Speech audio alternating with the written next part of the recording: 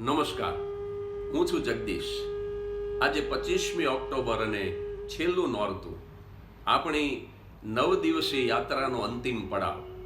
અને આજનું નારીનું સ્વરૂપ છે મોટી બા. આપણે મોટી બા સંબોધન મોટા ભાગે દાદી કે નાની માટે કરીએ છીએ. પિતાના માતા એટલે દાદી અને માતાની માતા એટલે નાની. આમ બંને માતા મહામાતા એટલે મોટી બા. જેમની પાસે દાદાની પણ દાદાગીરી ન ચાલે એનું નામ દાદી, અને નામ ભલે નાની પણ કામમાં બહુ મોટી એનું નામ નાની. તમે જુઓ, ઘણી વખત બાળકના વિકાસમાં એની માતા કરતાં પણ દાદી કે નાનીનો ફાળો મોટો હોય છે.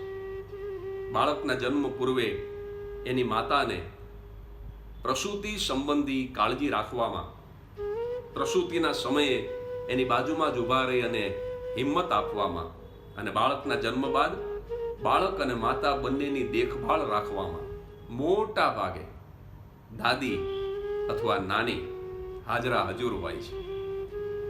જે બાળકોને દાદી અથવા નાનીના ખોળામાં બેસવાનો, એમના હાથોથી ભરાયેલા કોળિયાને આરોગવાનો, એમની સાથે સૂવાનો, એમના કંઠે ગવાયેલા હેતાળ હાલરડા સાંભળવાનો, અને સૌથી અગત્યનું એમના બોખા મોઢેથી વાર્તાઓ સાંભળવાનો અવસર મળ્યો છે, એ તમામ ખુશનસીબ છે.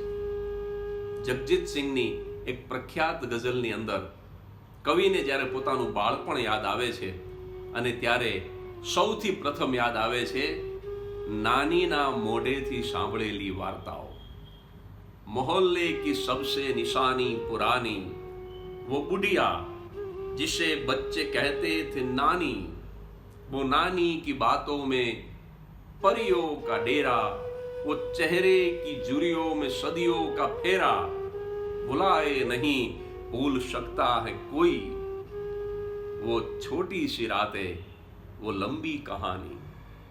આપણા દાદી કે આપણા નાનીએ આપણને બાળપણમાં જે વાર્તાઓ કીધી છે ને, એ આપણે આજીવન ભૂલી શકતા નથી.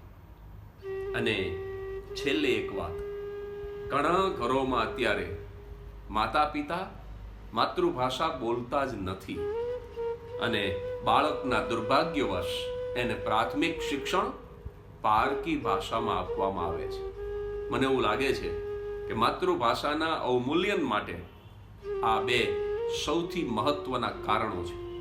અને એ વખતે હું વંદન કરીશ આખાય વિશ્વની દાદીઓને, આખાય વિશ્વની નાનીઓને, કે આ પરિવારોમાં દાદા દાદી અને નાના નાની કાયમ માતૃભાષામાં જ વાત કરે છે. અને આ વડીલોના કારણે બાળકોને માતૃભાષા આવડી જાય છે. આ વડીલો માતૃભાષામાં જે વાર્તાઓ કહે છે ને, એમાં માતૃભૂમિનો મહિમા પણ જાણવા મળે છે. આમ માતૃભાષાની આવડત અને માતૃભૂમિ પ્રત્યેનો આદર બંને જો અકબંધ રહેતા હોય તો મહત્વનું કારણ દાદી અને નાની છે.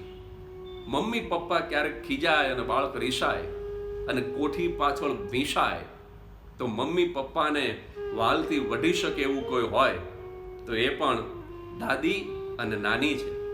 એટલે બાળક માટે દાદી અને નાની એટલે લાડ ખજાનો, એમની સુપ્રીમ કોર્ટ. મિત્રો, અહીંયા 9 દિવસની યાત્રા પૂરી થાય છે. આ આખી શ્રેણીને દેશ અને પ્રદેશમાં અભૂતપૂર્વ પ્રતિસાદ મળ્યો.